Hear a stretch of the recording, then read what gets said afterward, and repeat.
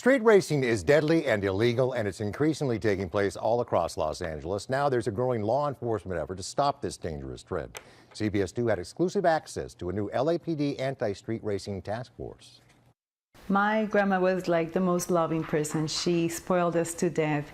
She loved her grandchildren, her great-grandchildren. Sheena Minaya fondly remembers her beloved 92-year-old grandmother, Celia La Torre of West Covina. And she lived with you for a long time. She lived with me for about 10 years until my sister pretty much stole her away from me. It was her turn to have her for a while, so she helped her raise her kids too. But it all changed on Christmas Day, 2012. It was pretty shocking, pretty scary.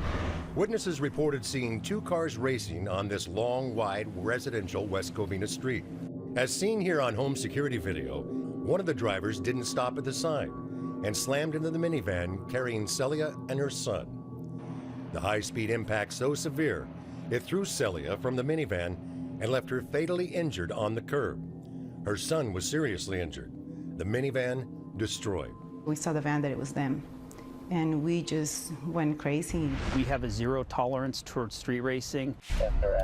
Sergeant Gregory Fuqua leads the LAPD Apprehension Aggressive Driver Detail, a recently formed task force focused on stopping illegal street racing. Well, the number one issue is life, so it's definitely a hazard to the public. Another issue is emissions in California, and then also car theft.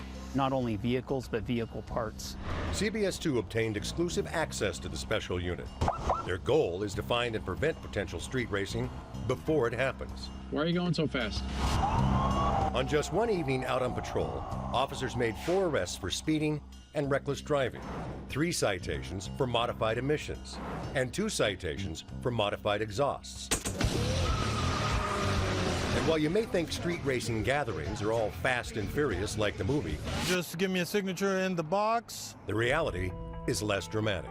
They come from all different backgrounds and ages. We've arrested people that have been in their teens, and we've arrested people that were in their 40s. Hey, let me see your driver's license, registration, insurance, please. They're usually car enthusiasts who just take it a little too far. Like this gathering, where street racers attempted to block traffic, causing safety problems, leading officers to close part of the 105 freeway.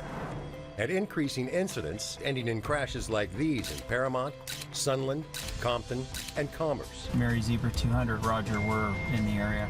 The night we spent with the task force, a crowd of 150 to 200 people gathered in this San Fernando Valley parking lot and quickly dispersed when the police arrived.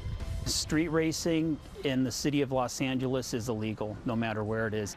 Now, there's a renewed push for a legal racetrack, like the ones which used to exist in Southern California, where people could race safely, preventing tragedies like the one which changed Sheena Minaya's family forever. Do you think that they understand the impact that they've had? I hope they do. They had no insurance, they had no driver's license, and they lost nothing, and we lost our grandma. It's a public street. It was my grandma this time, but it could have been anybody's mom or dad or sister.